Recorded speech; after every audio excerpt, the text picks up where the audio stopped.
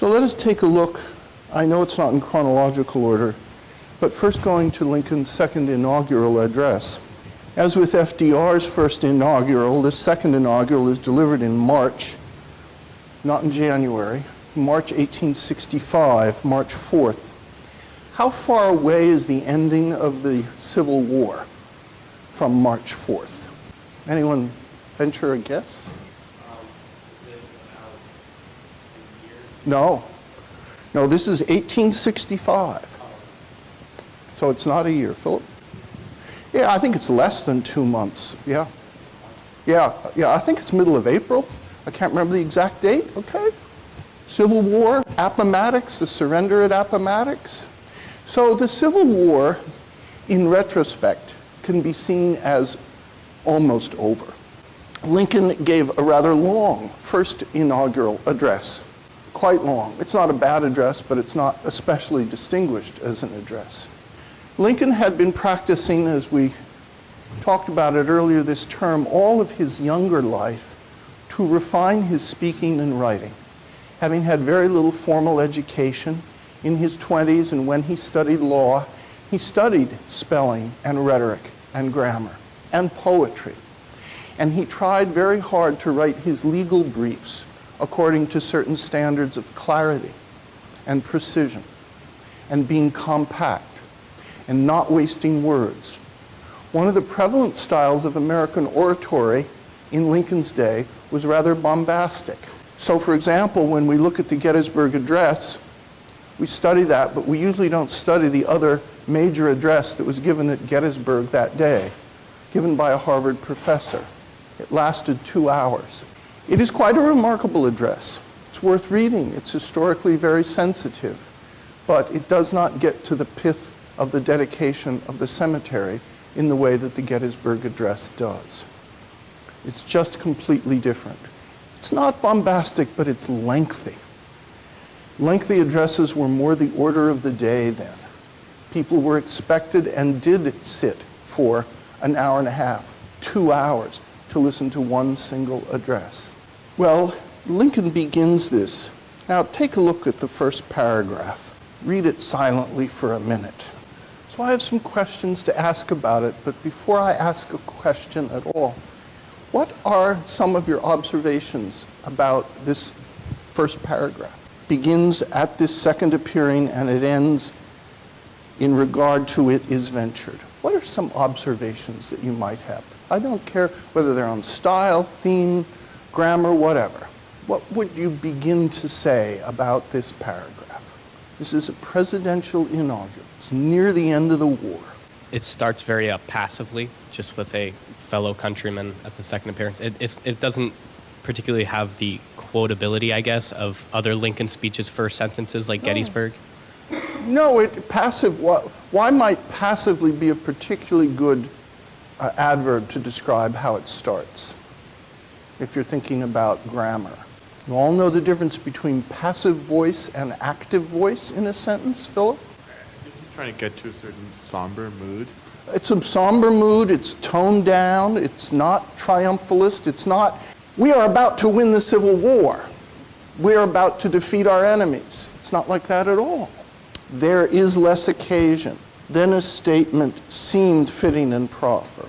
Now, at the expiration of 4 years, during which public declarations have been constantly called forth. Is that active voice or passive voice? Passive. Explain why that's passive, Joel. What's a passive construction here mean? So called forth is the verb in that. Yes. And he's prefacing it with have been constantly. So that is not actually performing the No, it isn't. Who called them forth? The public? Yeah, you don't know exactly. They were called forth. It's passive. There's no active agency in that statement. Now, that doesn't make the statement false. It's certainly a true statement. Little that is new could be presented. The progress of our arms, upon which all else chiefly depends, is as well known to the public as to myself. And then at the end, no prediction in regard to it is ventured. This is somber, quiet, not hesitant, I think. Does he mention himself, first person singular? Once. Yes? In what phrase? I trust. I trust. That's not taking a lot of credit. It's just, I trust. It's almost saying to the audience, here we are in this situation. I think it was Eisenhower who once said, it's amazing how much a group of people can get done together when no one insists on taking the credit. So here we are, a matter of weeks before the end of this great long war. And he is saying, with high hope for the future, no prediction in regard to it is ventured. How does that square with a lot of leaders who have been engaged with conflicts? Yes, Churchill, well, they did win eventually. Yes, or there's a famous phrase during the Vietnam War. There's a very famous phrase during the Vietnam War. Well, the war went on year after year after year, and then someone said, what can we see? Phrase was used repeatedly.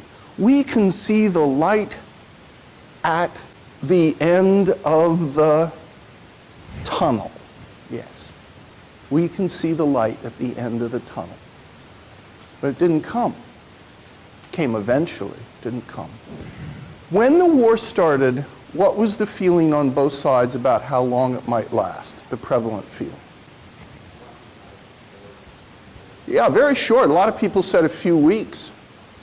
Some people said 3 months.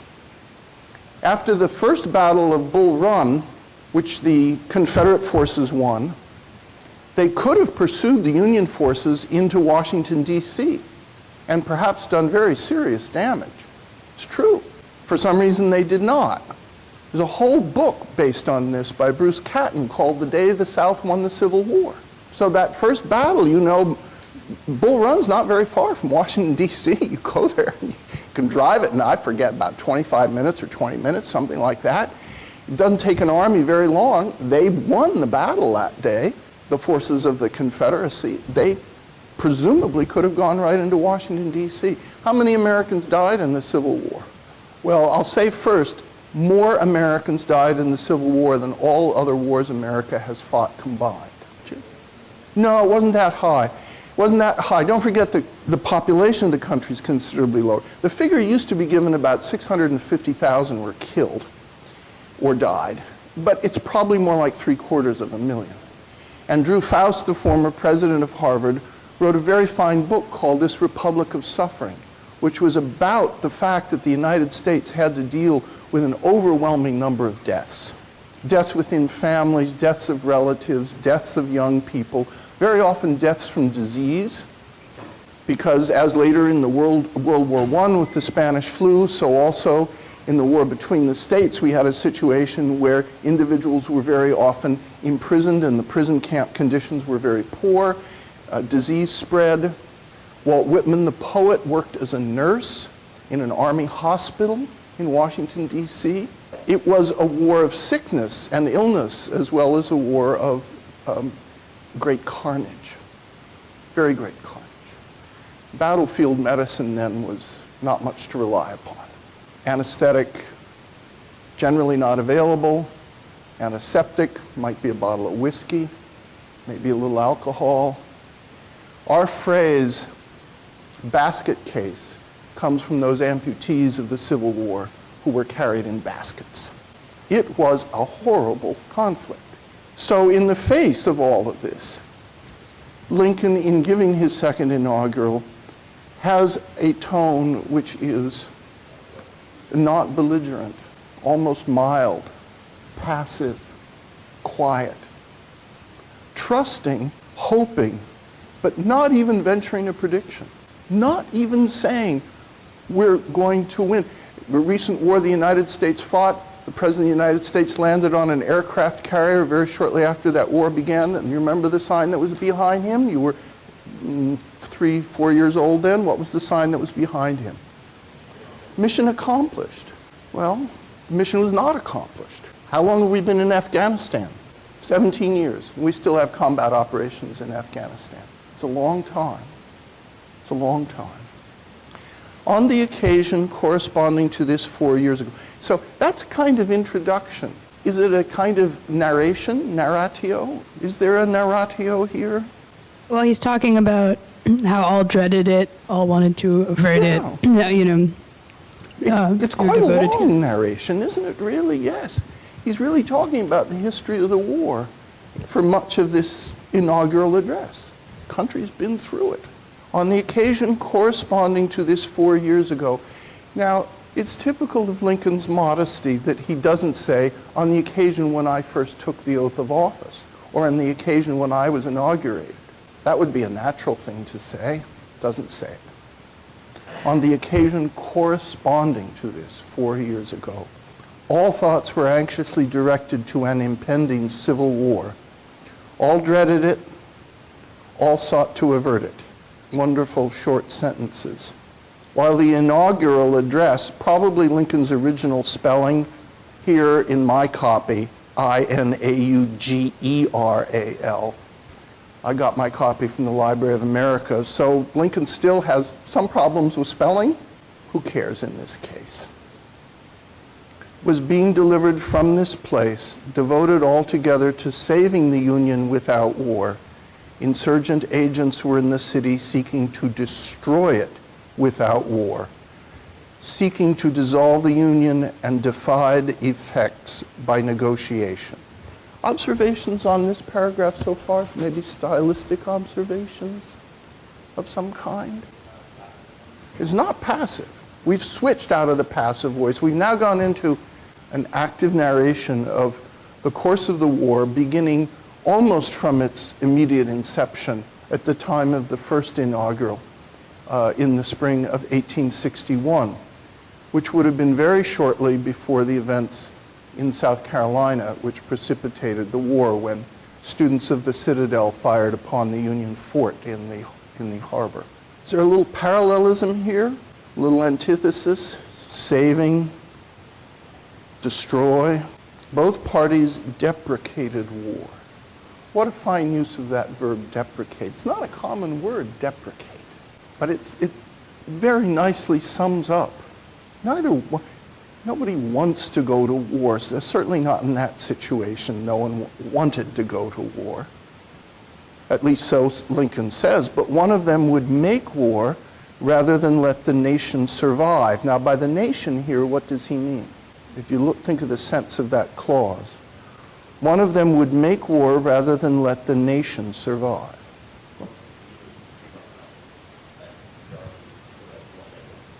Well, yes, and the nation here means all the states, right? The whole entire union. That would be the nation. Otherwise, you wouldn't have a nation continuing to exist if states could simply leave at will. They could simply secede, and then if that didn't stop, you wouldn't have a nation anymore eventually, certainly not the same nation. One of them would make war rather than let the nation survive, and the other would accept war rather than let it perish. So there is ostensibly some indication of who started the war here, isn't there? And what is that indication? Yes, he does really say the South would make war rather than let the nation survive as a whole nation. But the other would accept war rather than let it perish. Now there's that word perish, and that word perish comes up again in the Gettysburg Address. Shall not perish. Perish is a wonderful word. It's a strong word. Sometimes if you hear of an airplane accident, they will say 189 souls perished. It's different than say died or passed away, but you perish. It's one of those words that can have very great effect. There's a certain parallelism and antithesis all throughout this paragraph, because we're talking about two sides in the war, in the early history of the war. 1/8 of the whole, that's this new paragraph, all of a sudden, 1/8 of the whole population of the nation were colored slaves, not distributed generally over the Union, but localized in the southern part of it. These slaves constituted a peculiar and powerful interest. How do you interpret that sentence? a peculiar and powerful interest. Peculiar is like a very political way of discussing the institution of slavery. Besides like talking about the interest as very powerful, he could have said it's like a cruel interest or like an immoral one, but peculiar has more of a connotation. Peculiar of it here just- means sort of special Yeah. interest in some sort, not in a good sense, but a remarkable or a peculiar, or something to be out of the really ordinary. out of ordinary, yes, and powerful interest. Powerful interest. An interest presumably on the part of those individuals who claimed ownership in these slaves, but also perhaps an interest on the part of those individuals who were themselves enslaved, and an interest on the part of those individuals who wished to free those individuals who were enslaved. It's a peculiar and powerful interest that pretty much embraces everyone in the nation. No one has or was escaping the influence of this interest. All knew that this interest was somehow the cause of the war. What a remarkable sentence. He doesn't say all knew that this interest was the cause of the war. Why the somehow? What's he doing with that very simple sentence? All knew that this interest was somehow the cause of the war. I think he's alluding to the fact that he recognizes there were other interests like states' rights and all these kind of competing issues, but like at its core, it was slavery, and everyone That's the understood claim. that. That's the claim of this sentence. And he also says all knew, not just a few people, all. In other words, he is saying the awareness of this was widespread, even though some people might not agree with that. All knew that this interest was somehow. Why somehow? You know, if I came across this in most compositions, I would probably circle it and write in the margin a fudge word. You know, why fudge it? Why just say somehow? What does that mean? But why might he use somehow here? I would say, first of all, it softens the sentence to some degree. It doesn't say, was the cause of the war. And it also perhaps admits that tracing how slavery was the cause of the war is a very intricate and elaborate thing to do. As you were saying, you have to reduce a whole other set of circumstances in order to come to this conclusion. A conclusion with which, again, some people will not agree. And certainly at that time, a number wouldn't. But Lincoln is making this claim. To strengthen, perpetuate, and extend this interest was the object for which the insurgents would rend the Union even by war. And so we saw in Lincoln's House Divided speech that was generally how he viewed the case and how many others did, that eventually the nation would become all slave or all free, and individuals who supported squatters' rights or who supported certain referenda in the Western territories wanted to extend slavery as far as they could. And it was often achieved in part by attempts at violence and resistance to it by violence. Hence the phrase, bloody Kansas. What does the word rend mean? Break or to tear apart, isn't it? Yeah, break or rip, tear. While the government claimed no right to do more than to restrict the territorial enlargement of it. In other words, the government did not want slavery extended beyond the states that had originally had it. Neither party expected for the war the magnitude or the duration which it has already attained.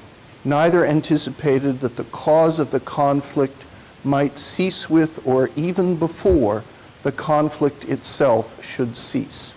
Nice alliteration there with cause, conflict, a little less so with cease, but then conflict again and cease again. What does he mean by that sentence? Neither anticipated that the cause of the conflict might cease with or even before the conflict should cease.